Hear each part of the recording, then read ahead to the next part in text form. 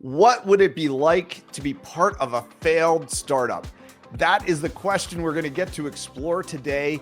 We flew so high, and then it came crashing really, really fast. I think everybody who was part of it felt like they were part of a special club of doing something special. Ultimately, getting too clear too late. The clarity didn't emerge early enough in the process for them. If they managed to develop that full potential reality that they envisioned, I think it could have been a very different outcome for the company. We're going to hear really the origin story for creative thinking profile and Johnathan's startup there, and his experience working with a startup that looked like it had enormous potential and ultimately did not pan out over time.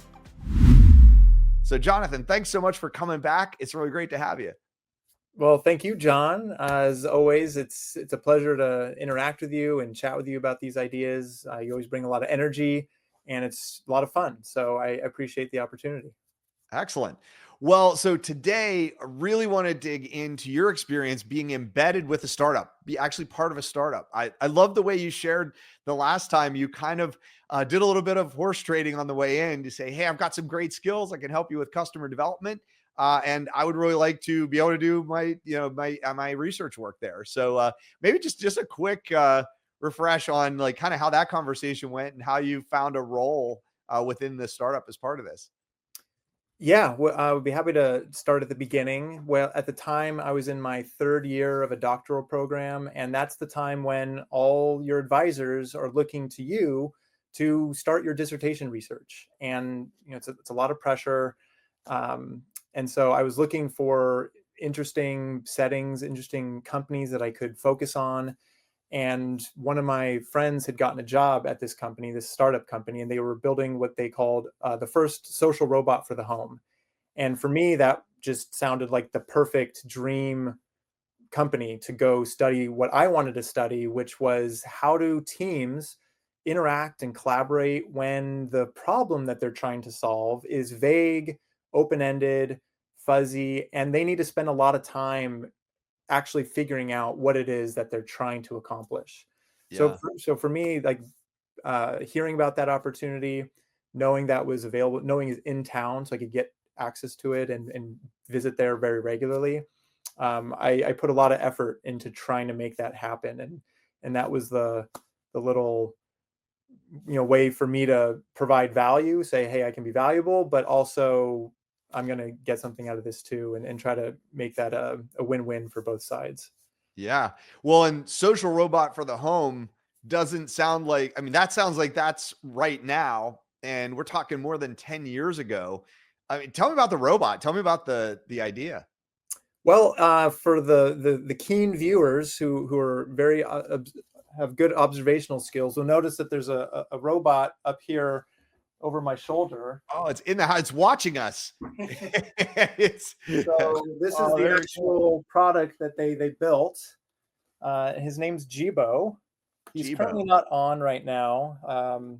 His battery it kind of went out on me a little while ago, but that sounds a little symbolic, I guess. It might be, but he's still a good paperweight prop for the office, which is also was kind of a little bit of a running joke at one point with the company. But yeah, so that's what they built, and at the beginning it was just a vision. It was expressed through an Indiegogo campaign, actually. So the precursor to Kickstarter, for those who don't know what Indiegogo is, it was they tried to crowdsource. They actually ended up raising the most money that had ever been raised on one of those crowdfunding platforms at the time. 4.2 million, and they leveraged that into a Series A funding of about 25 million, and that's what got the company started in around January of 2015. And then the following few months is when my friend got hired, and the timing was right for my dissertation. I ended up, I think the first time I stepped through their doors, it was actually at a WeWork. So, oh, nice. Yeah, so it was in a little WeWork. They had a few offices staked out, and it was probably in May of 2015. So let me make sure I got the numbers right. So 4.2 million raised on Indiegogo. Yeah. And then there was a Series A round, Hmm. 20 million, I think it's 25. 25 million. So we're talking about almost $30 million raised. Yeah. And I assume there's probably before they even had a company. Yeah. right. That's so sign of the era of for sure. So almost 30 million raised. That's not even counting friends, family, and fools, and maybe pre-seed and seed. So so certainly a lot of capital to begin with. I mean, did they have at the time of Series A, did they have a working prototype yet or anything like that? No. Wow. Okay. So it was not a question of not having enough startup capital, it sounds like. No, definitely not. All right. Well, and so they were swinging for the fences as a company, and they had an investment team that was, trying to support that. They were buying into that vision, yeah, and that ambition. right. Yeah, and as far as the market was concerned, was the idea getting attention? Was it out there? Was it known? Well, I think at the time, that was probably the big question from investors, and why they did the Indiegogo was to demonstrate that there's an interest and demand from a general audience.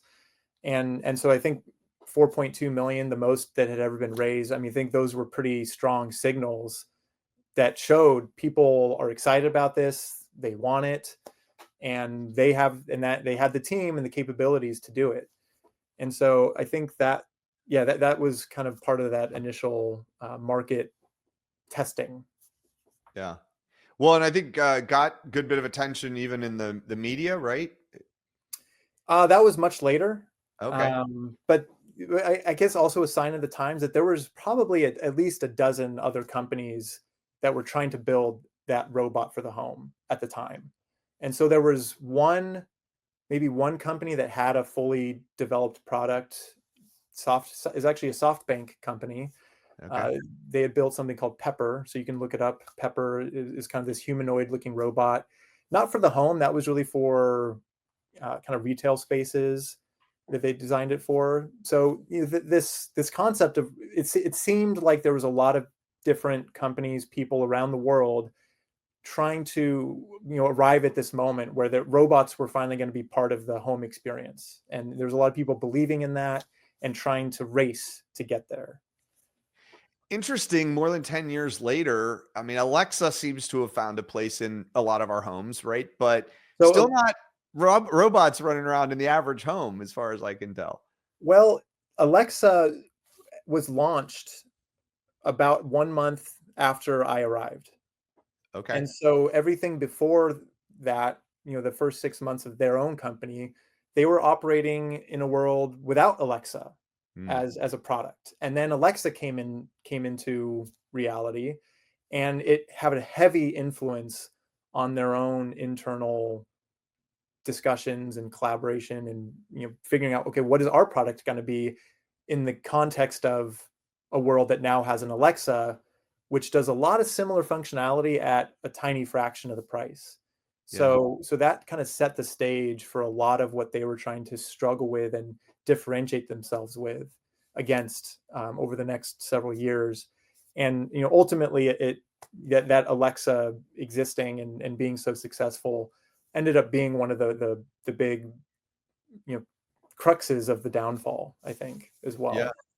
What were those conversations like when Alexa came out?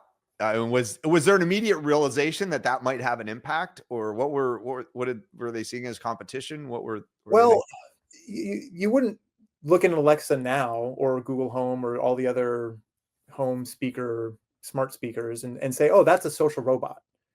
So it's only a tiny fraction of the experience that they were trying to build and envision. So they didn't really see Alexa as a threat in that way. Because they were building something that was more immersive, more interactive, more fun, more exciting. I mean, all the emotional character that comes with a little robot that can dance and speak. I mean, it really changes your personal emotional experience interacting with that robot. And that was building off the research of one of the co-founders who founded the field of social robotics, one of the early big names of social robotics from an academic field. Mm. And there's a lot of research showing that basic interactive movements can significantly enhance people's relationship and experience with a technology device. All those things Alexa did not have. So in that way, they never saw Alexa as a threat, Mm. as a direct threat. It was really more of, well, Alexa can do blank. Is that something we should do, or is that something we should not do? And so Alexa was used as a kind of a very rough prototype for voice interactions, and maybe a little bit of a model for the voice interaction. But this company, it can spin in, it's not a super complex robotic device, but even, that was actually part of its design, is it can be incredibly expressive with its limited mobility. And that they were trying to design for not just voice interaction, but, emotional experiences that went around those voice interactions. Mm-hmm. Yeah, and I mean, just looking at the device, I haven't seen it active, but did it have more like expressions? Did it have more of a persona or personality? Oh yeah, I mean, that was a huge part of the design, was designing the personality. I mean, finding the right voice and merging it with the robotic voice and the constraints of what they could produce from a text to speech technology. I mean, there was a ton of effort and work that went into the personality and the character, and creating kind of like a Disney character in your home. Interesting. So, I mean, I think it's just an interesting commentary of, you had this that had a very sophisticated kind of philosophical foundation and a lot of technology, a lot of research behind it, and really trying, almost pursuing a big, fairly grand vision. And it sounds like what was most competitive to it was something that was much more basic. I often say start smaller when it comes to prototyping. And I even think, that was 10 years ago or more. And Alexa today doesn't seem much more sophisticated than it did then. Just like I would say Siri hasn't, really changed much. I'd be just interested in just your thoughts on that. It seems like, was the world not ready for it? Or was it just that all the additional things was just more than was, seen as valuable? Yeah, great questions. I've wondered, was Jibo the Apple Newton of the mid 2010s? Right. Apple Newton was the handheld pocket device of the 90s that was kind of a famous flop, but Yeah. many people said it was kind of ahead of its time. And I wonder if culturally there's a similar thing going on with a robot that you interacted with in the home. Like, yeah, a lot of people envision, they see in movies, they get excited about it, but the reality of it might be different. And so that was a big hypothesis that this company was trying to test. And I personally think that it didn't get a really clean chance to test the hypothesis Mm. because of some issues during the development that we can certainly get into. Yeah. But I don't think they produced the product that they felt like they could have. Like, it didn't reach the full potential that they could have in the time that they had to do it in. And Yeah. so if they managed to develop that full potential reality that they envisioned, I think it could have been a very different outcome for the company. Yeah. So they weren't able to get as far along in terms of the sophistication of the product. I mean, maybe just to delve into that a little bit, was the problem that the mechanics were difficult? Was it the software was too limited? What was it that made it hard to achieve that vision with the technology? I think it was pretty well, it depends on who you asked in the company. So, and that continues today when looking back and in reflecting on this kind of a wild ride that everyone in that company was part of. Everyone has a different opinion about what the core causes of failure were, or what were the biggest challenges. So I do want to kind of preface all my comments with, this is my view based on part of being integrated with the design side of the organization. had close connections with the product management side of the organization, a little bit with computer science and the hardware, the technical hardware. But I'm also looking at it from a more academic, analytical perspective. So, you know, 1 foot in, being part of the experience, 1 foot out, being a little bit of an outsider looking in, looking at it through the lens of the theories that I'm trying to contribute to in writing and doing the research. So with all that kind of as a background, I think one consistent thing that I was hearing from that design part of the organization is that there were so many different goals that they were trying to achieve in terms of features, and it was stretching the technical teams too much. They didn't. So I mean, when they would interact with the technical teams, so this is the hardware engineers, the computer vision team, or the robotics team. I mean, getting it to spin and creating the hardware for it to like, that was all pretty much done within the first 8 to 12 months. That was not the limiting factor, but they needed a computer vision that could see and recognize its environment with cameras. They had another camera that could take photos, or if they wanted, it had the capability of taking video footage. They had capability, so they had a speech team that was generating a brand new brand new voice. So it wasn't relying on Siri.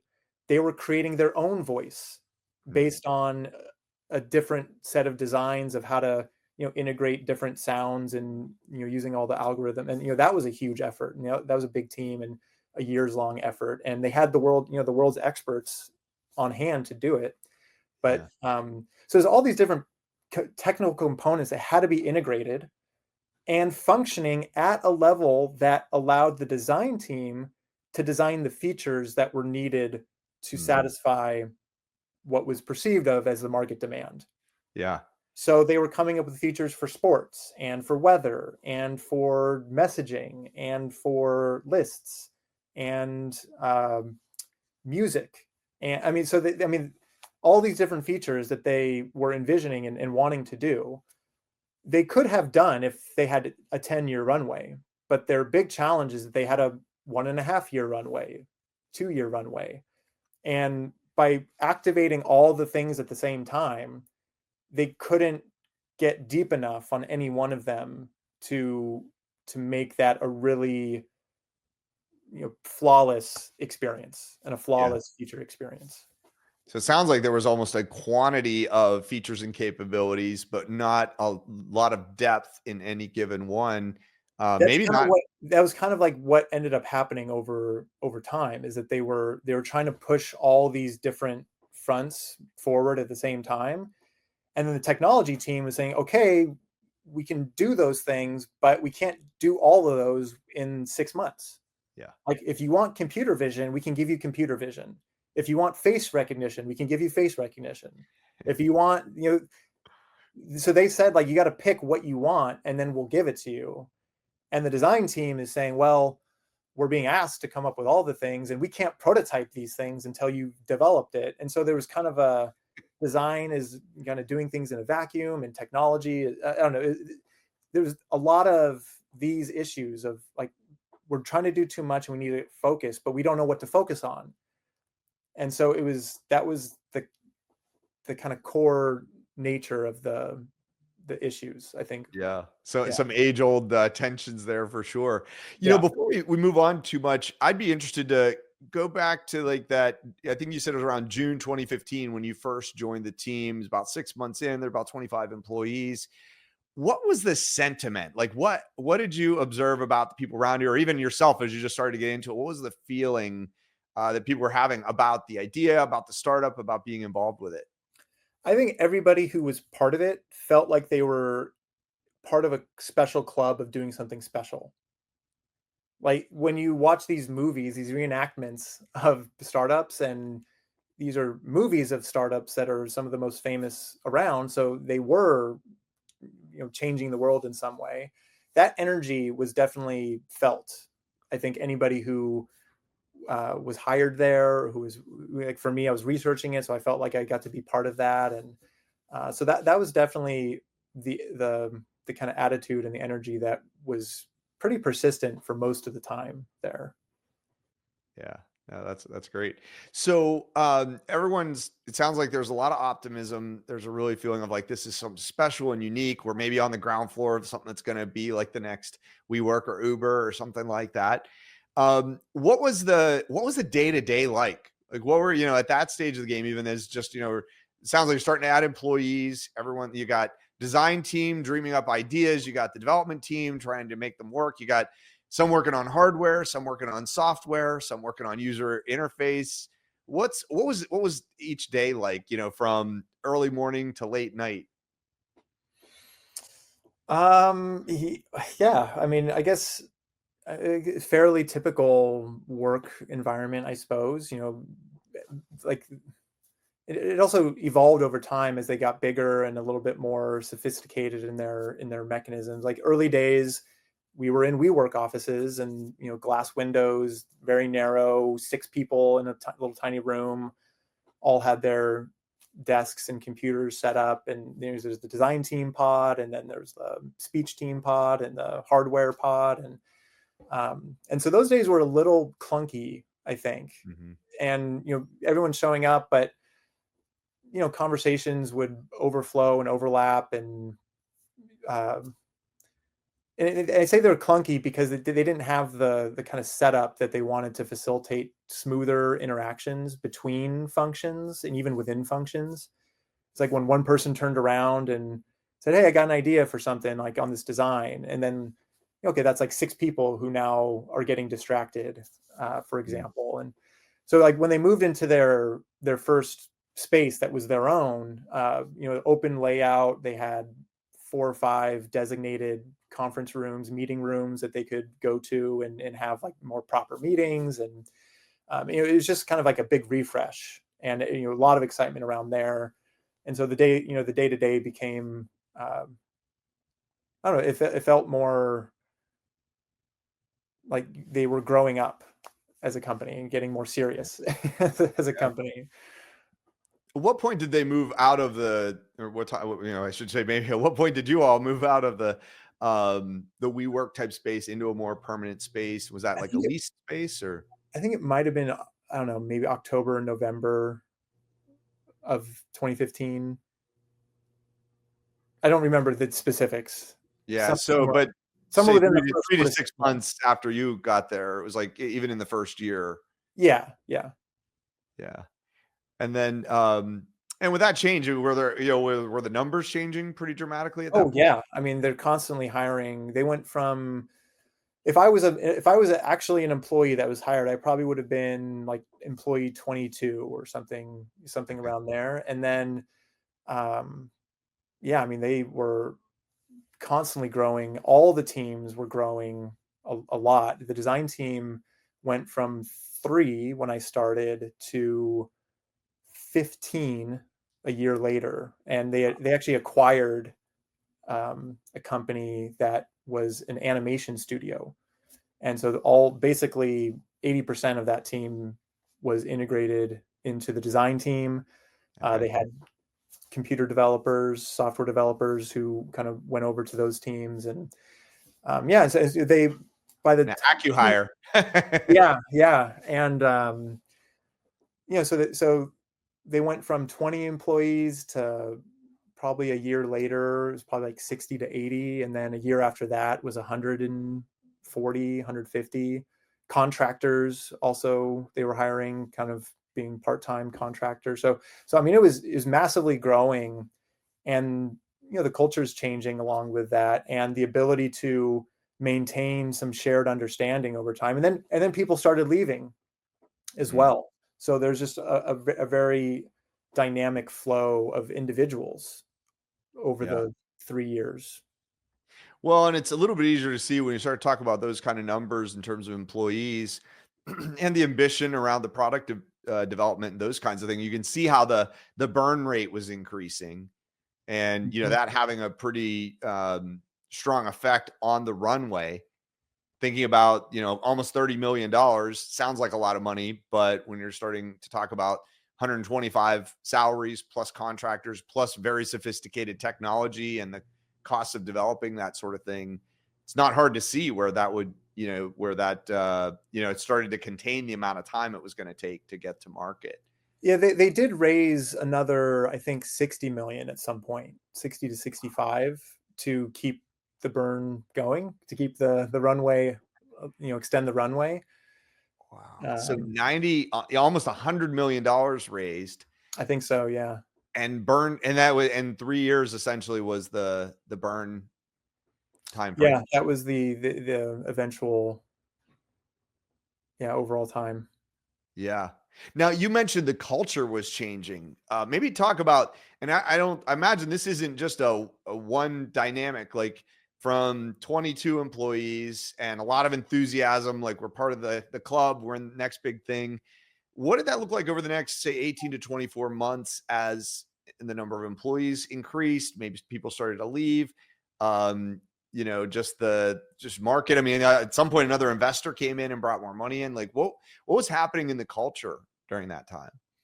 I think it was, I don't know. I'm not an expert on culture, so I'm talking a little bit out of my lane, but just from like observational. I mean, the excitement was always there. I mean, anybody who was joining, they were, again, that feeling of we're joining something that is potentially going to change the way that people interact with technology in the home.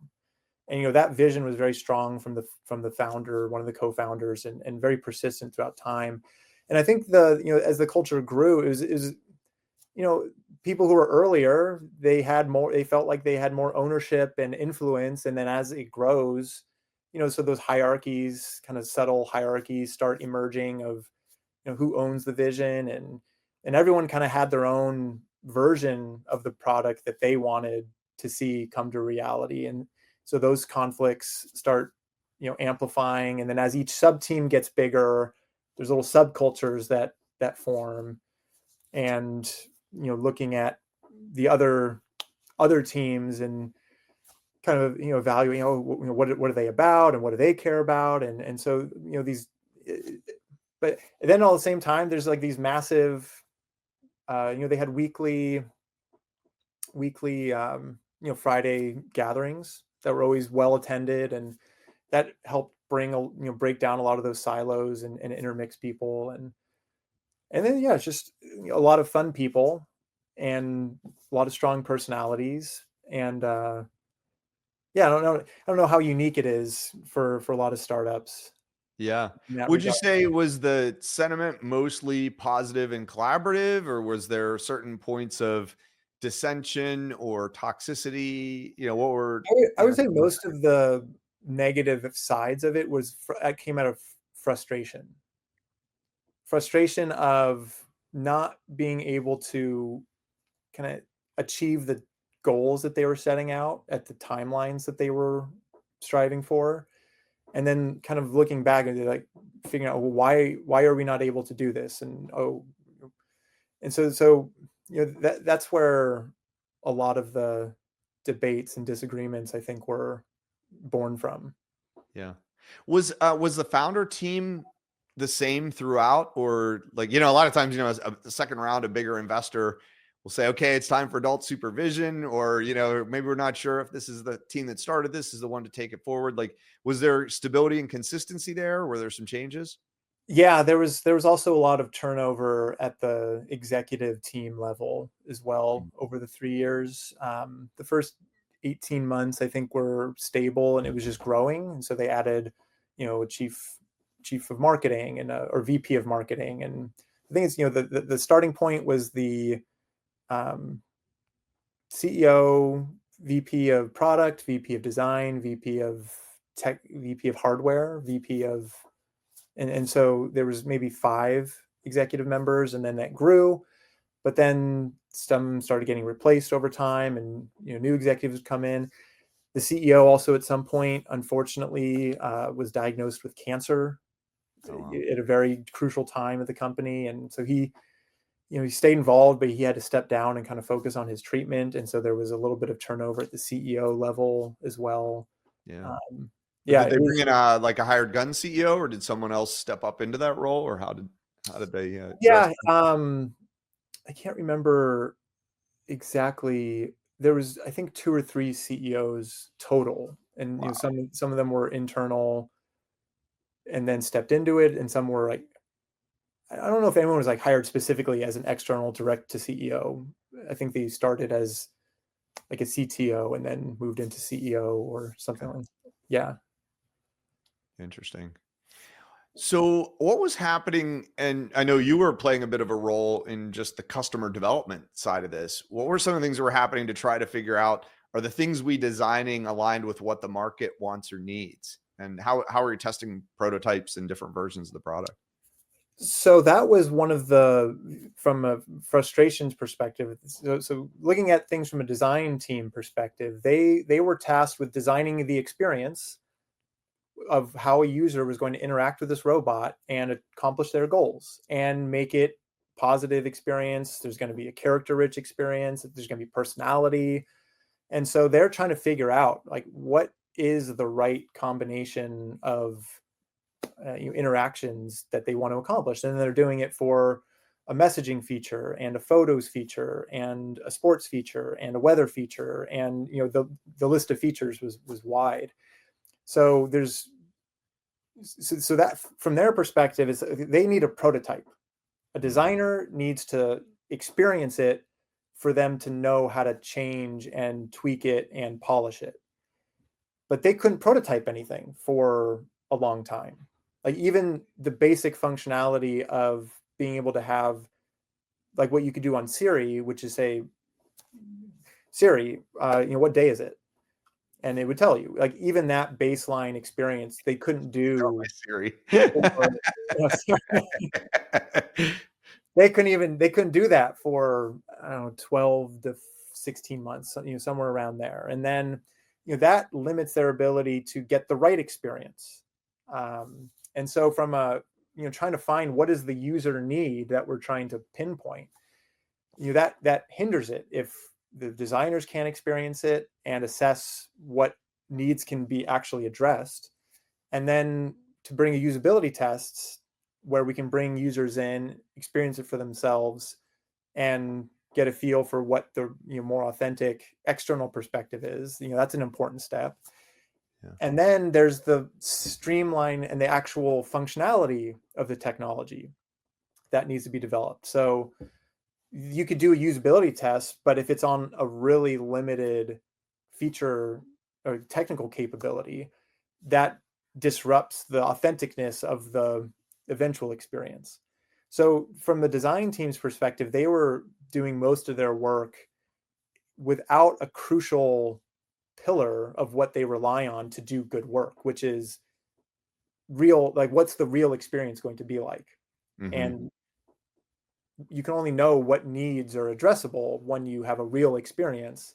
So that's what characterized a lot of the frustrations from a design perspective. And then, that started even when they got the first prototypes working and they can bring people in. And then when they had the first prototypes in the home, there was a lot of technical limitations there. And then when they had, the first launch of strangers in strangers' homes, there was like new technical issues. And so the technical issues were always clouding what was the signal of the customer need versus the reality.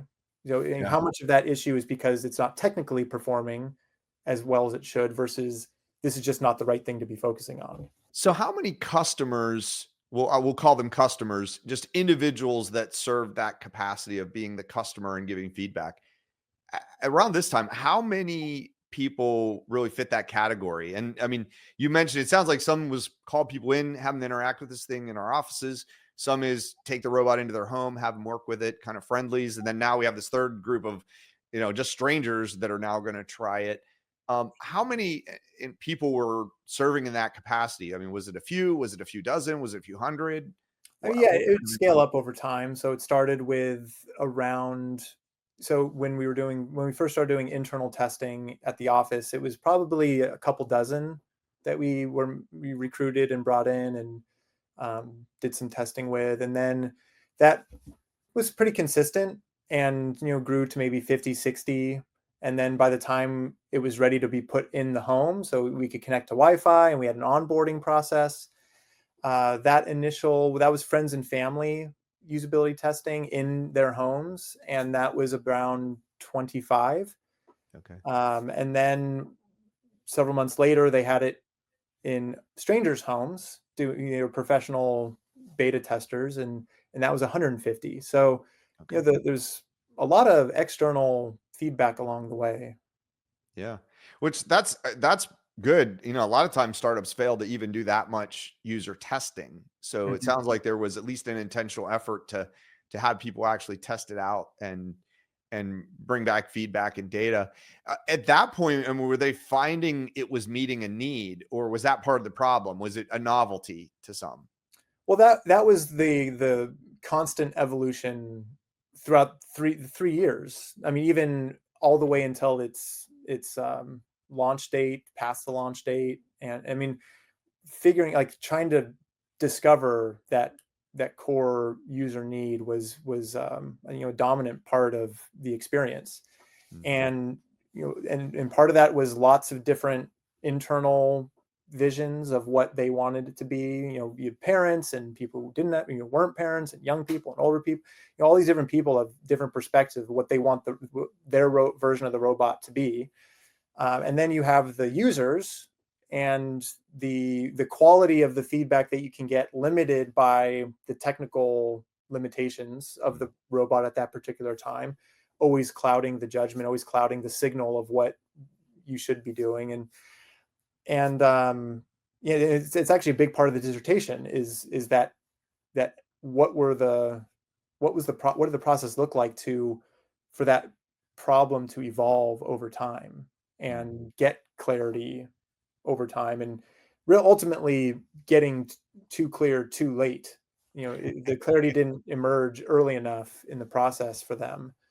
And I think that still would have been okay, but the burn rate was high, and Yeah. ultimately, Time can be the enemy in that yeah. situation.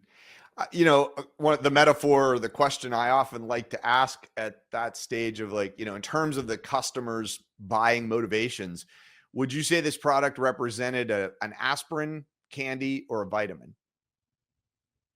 Aspirin, candy, or vitamin? Aspirin, something you need; candy, something you want; vitamin, something you should have. Is that like the? Yeah, I think aspirin, I would say, is it's a pain alleviating an intense pain, and Oh, I see. candy is that oh, I want it, and then vitamins I should definitely take my vitamins. I think of the three, it'd probably be more candy. Okay. Yeah, it'd probably be a candy. Yeah. And what was that coming out in the customer interactions? Were they interested in it just because it was novel and interesting, or were they seeing hey, I have this need that's not easily met otherwise? So one of the most informative points of that usability testing journey was that beta round of beta testing, where it was in strangers' homes, because the technical functionality was finally strong enough and consistent enough that it allowed people to have a kind of a consistent experience that wasn't disrupted by some sort of technical glitch.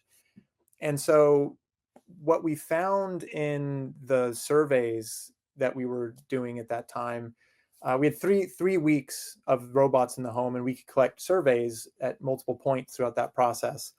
And after about 1 week of interacting with the robot in the home, we asked people, what do you see as the core purpose of this product? Yeah. And that core purpose is essentially asking them, what do you think the problem is that this thing is trying to solve? And we found a pretty consistent 3 buckets of when we coded the data.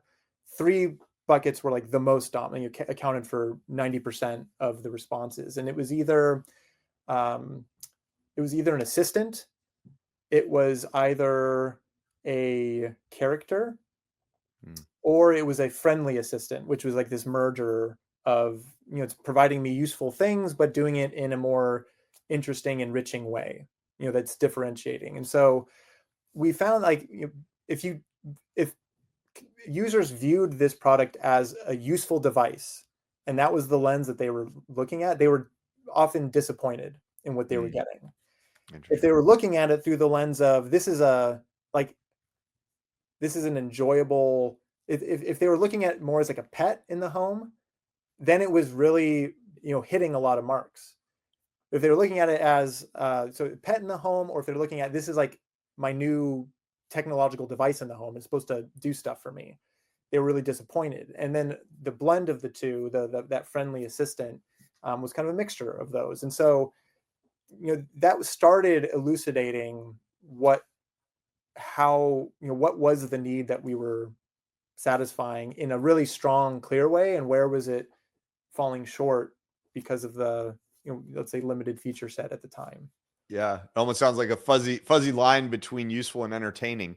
It is, yeah, it definitely was. And I think that theme was pretty persistent in subsequent development and testing. And I think it's because, earlier on they were trying to do, let's say, 12 features, and they spent a lot of time and resources on developing 12, and then 8, and then 6, and then 4, and then 3, or whatever the number came out to be. And so by the time they got to the final feature set, there was a lot of wasted time and effort on other things that didn't make it in.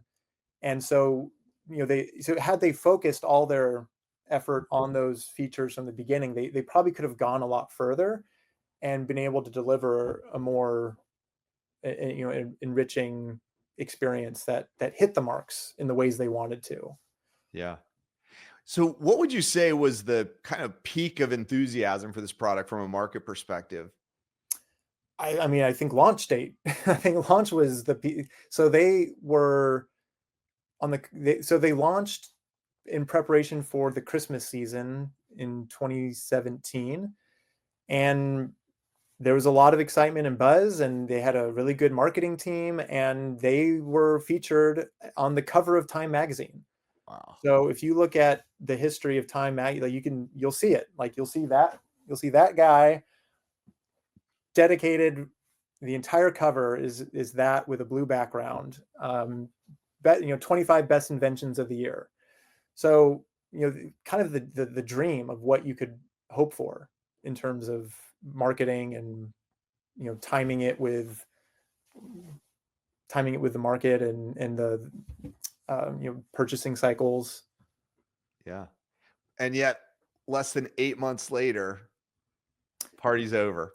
So yeah, 6 months later, so they're on the cover of Time magazine. The robots were not selling they weren't selling as many robots as they wanted at the time. And the reviews were getting mixed reviews online. People who were part of that Indiegogo campaign were upset because it was actually, it was more than a year late than what they were promised on the Indiegogo campaign. And people were buying it for new, and they were technology reviews on YouTube. And, some of it, people really loved it. Those were looking at Jibo as a pet, and they were making, they really loved it. People who were really disappointed because they were looking at it as a device, and it was an expensive device. That was a big part of it as well. So there's mixed reviews, and the robots just weren't selling as much as they wanted. So they were looking for another round of funding, and they were, I think, in the final stages of making it happen. But it all kind of fell through at the last minute, and they ran out of funding. That was 6 months later, after being on the cover of Time, run out of money, and ended up having to close up the business very, very rapidly. It all happened within like a week or two. Wow. Yeah. What was the sentiment like coming out of that holiday season with all the hype around it? And then what did that 6 months look like, just culturally, kind of as lived experience for the workforce? It's hard for me to say, because at that point I had stepped out and was full-time analyzing the data and trying to write my dissertation. So I had collected the data up until about June 2017, and was still staying connected and coming around and being part of the launch. Went to the launch party. That was exciting, and helping collect data from real, not just beta users, but customers who paid for the robot and collecting that data as well. But so I don't have a strong feel for the culture, other than it was kind of like we flew so high, and then it came crashing really, really fast, and Yeah. there was a lot of catharsis, Yeah. in those 2 weeks of a lot of disbelief and trying to make sense of what happened, and yeah. Yeah. And do you have a sense for you probably know like how much did one of these devices cost and how many were, do you know how many they sold when it was all said and done? I think they were selling it for $8.99 Okay. on launch, and so it was less than a laptop, but still a very expensive device. And I think when people are spending that kind of money on a device, they expect it to function a certain way.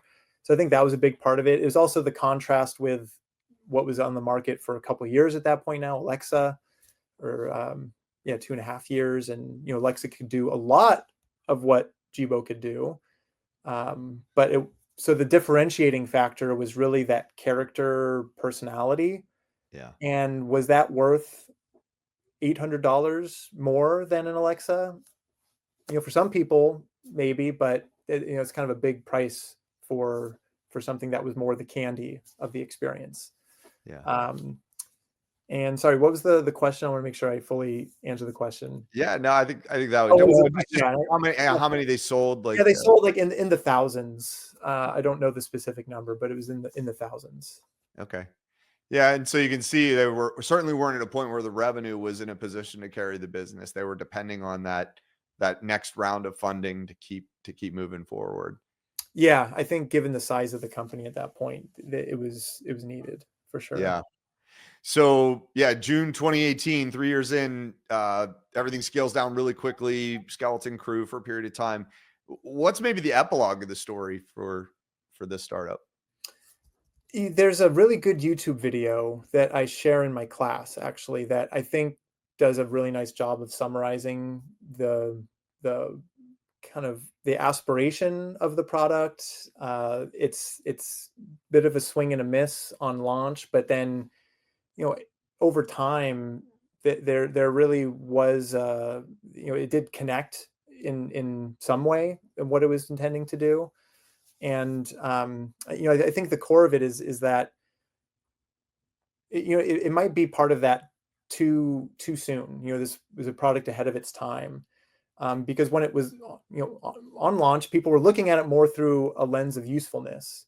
Hmm. And over time, as people experienced and had the robot in their home and started living with it in a for months at a time or years at a time, it becomes part of the home in a different way than I think people might have anticipated or imagined at the beginning. And so this one YouTube video, he's a technology reviewer, and he gave a pretty harsh review on launch, but he did like an update where he talks about what it's like to have the robot in the home, and he felt he felt like he actually developed a more of an emotional bond with the robot over the subsequent year and a half. Hmm. And so, that was part of the original vision, the original mission. And so he kind of talks about how that part of it does live on. But then there's also, all these other things that happened with it. And, as far as like company wise, what happened with the assets and the IP. So that skeleton crew was just trying to keep the existing robots in the world functional. And so they did for a long time. And it even like they even like put together a hackathon for the robots to stay persistently functional. Hmm. So you can like use a little QR code and you could like design your own experience, and it would it would act out that whatever you programmed it to do. But the IP was actually bought by another company, a Spanish company, and they saw value, and it kind of worked with some robotic technology they were developing. They wanted to focus it on healthcare and children's education, which I think in hindsight, if that was the focus from the beginning, you could have had a very different successful outcome. just because children, it resonates with children at just a totally different level. That was very clear in the user testing is, children see that reality and it just kind of sparks a magic experience with them that's different for an adult who has a more, cognitive understanding of what's going on. So they focus on childcare, education, and healthcare settings where you could have kind of an interactive experience that can help manage the doctor-patient relationship in hospital settings. And that persisted. So they redesigned the website and kind of focused on that as their, what's next to come. Definitely a big homage to the original team that built the original vision and the original product, but recognizing this isn't going to be a consumer device, it's going to be a more targeted device in professional settings. So that persisted for a couple of years up until about, I think, 2023. And then I'm assuming AI came into the world and took everybody's attention away from robots. Yeah. So I think so if you go to jibo.com, the website is now non-functioning. Okay.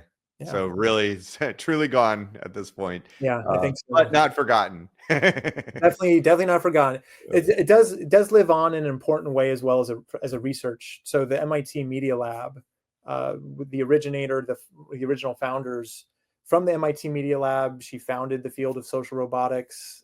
She continues working as a professor in the Media Lab, and now she has thousands of robots out in the field. And so MIT they're basically supporting the functioning of those existing robots so that they have some way to study human robot interaction in real settings in more, in very real ways that you can't do in lab settings for finite periods of time. So Jibo, there are Jibos still out in the world functioning, doing their thing. Mine, if it just needs a new battery, and it would be in the same bucket. So I need to get that fixed. But so that's another way that it's still living on. Jibo holds a very prominent special place in the MIT Museum as one of these first robots in the home. And so it definitely won't be forgotten. Great. That's great. So where I'd like to go now is just your reflections on this ethnography that you did, being part of this startup and being able to analyze the kind of the life growth and then ultimately the decline of it. And, I recognize there's a really strong connection. I mean, this became the foundation for the creative thinking profile that you've developed. So just would be really interested in just what you learned, those themes, and then how you're leveraging that learning to really contribute to the world of innovation and entrepreneurship looking ahead. Yeah. Great question. You were right that the whatever creative thinking profile is today definitely had its origins in the observations and the analysis I was doing of my experience and time at this startup company. And it really came from all those different tensions that were arising over time, primarily looking at it through a design team perspective, but also understanding how the design team fit in the bigger context of all the other teams and all, trying to develop one single product. And it really came down to constraints. And during the process, seeing what were constraining the teams in negative ways, but also in positive ways. And so kind of understanding how do constraints all the different types of constraints that might be influencing any one moment, understanding, categorizing them, and then understanding what is enabling and creating more opportunity and more flexibility, and then what types of constraints are reducing the flexibility. And so that became the foundational framework for how I started analyzing things. And really, so that was step one, is just recognizing that was happening. Step two was building a little bit of a framework of how that, I guess, could characterize the entire experience. And so if you look at constraints on one dimension, the problem, it could be really unconstrained. It could be applied, the need space, the problem space could be really open-ended. There's a lot of different flexibility to explore there. And then there's the resource side. What resources do we have that we can aggregate to create a solution? And so those are the two fundamental dimensions that really exist in any kind of problem, any kind of product that you might be working on. And how those two dimensions interact with each other became the foundation for creative thinking profile. And so that was kind of like one major finding of the dissertation. Another major finding was recognizing that from my lens, one of the core conflicts that was happening over time was different assumptions about what the problem was. So some people in the company felt like they knew what the customer problem was, and all we needed to do was fulfill that vision, like build a product, design an experience, and solve it. Whereas other people in the company said, well, like that's our initial hypothesis, but we don't really know if that's the right problem, or if it's even capable, or if even people really care about it. What we want to do is we want to leverage what works, design some experiences around that, and then use that to discover what the problem might actually be. And so when you have different people with different assumptions about that fundamental issue, it leads to a lot of conflict and tension about what we're building, why we're building it, and what the next steps are in the building process. So if I was to go back in time, and if I was a consultant hired of how do you design your startup process to, maximize your chance of success, this would be the first thing I would say is know what mode of innovation that you're in. Are you in, I call it a divergent mode? So do you have the clear problem and you're just trying to explore different solutions and trying to find the best possible solution that solves that problem? That's very familiar to people. That should be known to a lot of people. And then another competing approach, which is what I saw struggling to get some sort of momentum, was an emergent mode, and starting with what you can do, what are the resources you have available, and then trying to figure out what kind of problems can we solve effectively. And that's shifting the problem somewhere else.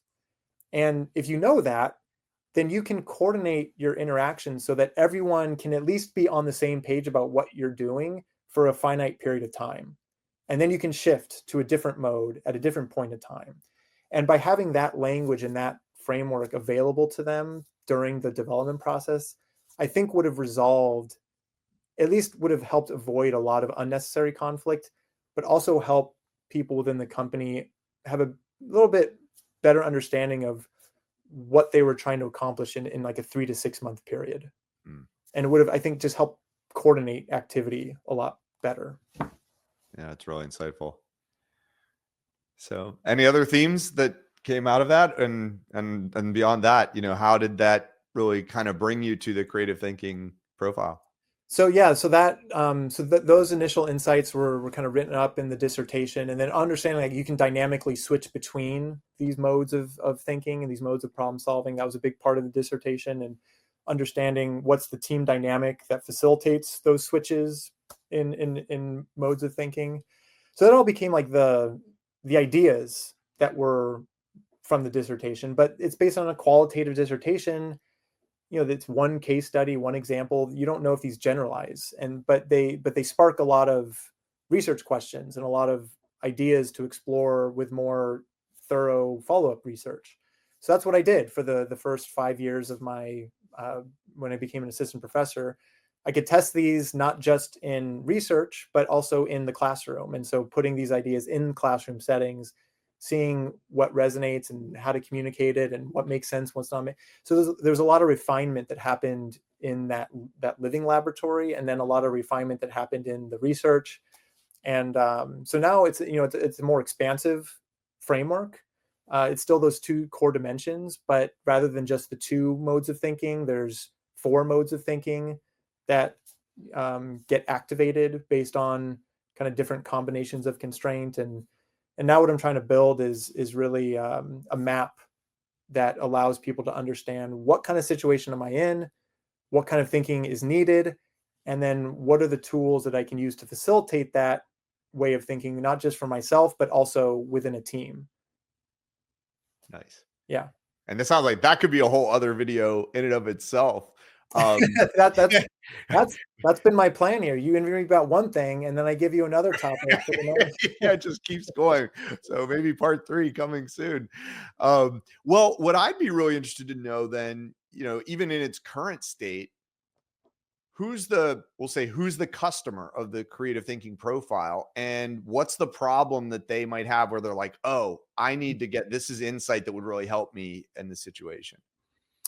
I would say there's 2 main target users. One is the people who do the innovating, the ones who are doing the problem solving, they're doing the prototyping, the customer discover, all that work. So you could be doing a startup, you could be working just on a little side project at home, you could be working on something in a company where you're asked to be on part of the R&D team or some sort of innovation team.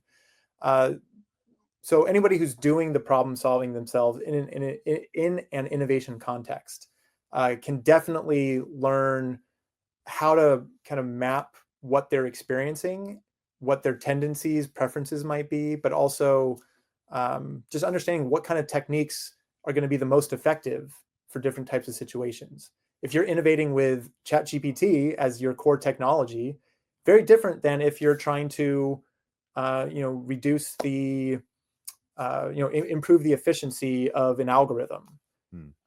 They might sound like they're similar because they're both computer science, but if you understand the structure of the problem solving space in terms of what's constrained and what's relatively unconstrained, they can be dramatically different that require different skills to be more effective in there. So like being the problem solver can be really helpful.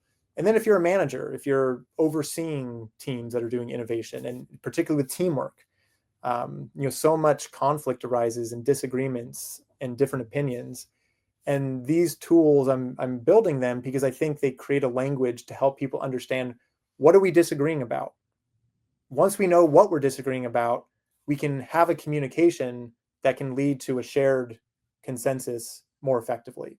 But if you don't know what the disagreements are about, it just leaves people going in and out of conversations with a lot more frustrations and feeling like you can't move, or they just don't get it. Oh, that's the blank team, and they just don't get it from our perspective. And so that's another I would say target audience is anybody who's like trying to manage innovation teams and needs them to work well together. Understanding these problem solving dynamics can be really helpful. Yeah, that's great. Well, and you've built the beginnings of probably what's going to be both a research path, but also a very useful solution for startups that maybe started to face some of these things. Can we identify what the problem is we can all agree on, and can we identify a path forward before it's too late, before the runways run out and we've missed the mark? Mm-hmm. Yeah, that's the dream. Yeah, to develop knowledge. It's both theoretically interesting, it's moving a field forward, but also practically relevant. It's always been something that I strive for in my work. Yeah. So if someone finds themselves, they're in one of those groups, categories, and they're like, it's the moment, we need this right now, how do they get involved with you, or how do they get engaged? What's the best way to initiate that process? Easiest and most direct way would be to email me, jcromwell@usfca.edu. Currently still building out the website, creativethinkingprofile.com. But there's also, some information and resources, very early stage, but it's getting some of the basic thoughts and ideas down, and some of the background research is listed up there. Also a way to contact me through the website.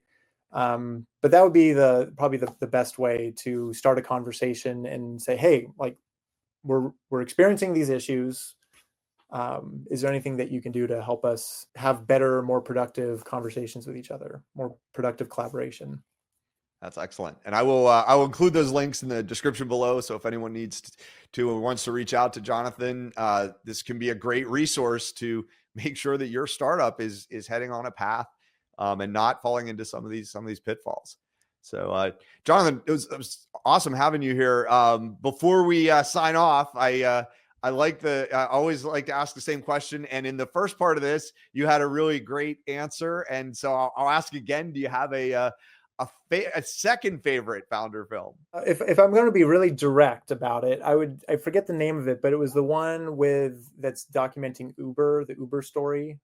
Super Pumped. Super Pumped. Yeah, 7-part series. Travis and all the glory of Uber, right? Very entertaining. It's also shot on the streets of my backyard here, so I recognize certain neighborhoods. But I was also trying to think of a more unusual, maybe distant interpretation of the question. Yeah. And I don't know, for some reason, the movie that came to mind was Cool Runnings. Oh, I like that. A movie from the 90s. John Candy? John Candy. The story is Jamaica, an island nation, competing in the Winter Olympics with a bobsled team. And, so that was a founding effort from, a sport that no one knew about or no one did. And then I don't remember all the details of the movie, but there's definitely a startup story and some lessons, I'm sure, in that process. MVP, they didn't have any snow. The MVP was like a toboggan with wheels strapped on the bottom. I mean, it was terrifying to watch. Yeah, I mean, early prototype. You set the basics down to that early prototype. Yeah, and they had good success. So that's. I mean, they made it to the Olympics. Yeah, and I think. Well, I don't want to do a spoiler alert for those who haven't seen it, but yeah. Well, it's been out for a while. If somebody hasn't seen it by now, that's probably had the opportunity. But yeah, great. I love that. That was a really creative thought of like, that is starting something, right? It's starting something that wasn't there before. It's overcoming lots of challenges and problems. And it's really, staying with it, that hustle, that grit, that refusing to give up. But I think like selling it to your nation is one dimension of the sale, and then the other is selling it to the world, the Olympic Committee, as like, should we convincing them that you're worthy of including, is also part of that startup story. Well, and late in the game, even like at the point where they were having to raise money to have a sled, and totally. They really did sell their story to the world, to the point that everyone was rooting for them, even if they were competing against them. So great example. Well, Johnathan, thanks again for being here second time and just telling your story. It's such an amazing story. Thank you. I mean, for me, it feels a little mundane. I mean, I know it's interesting in some ways to me, but it's always a pleasure to get interest from others and to share that with others who are excited about it. So glad to. Awesome. Well, thanks again, and keep going.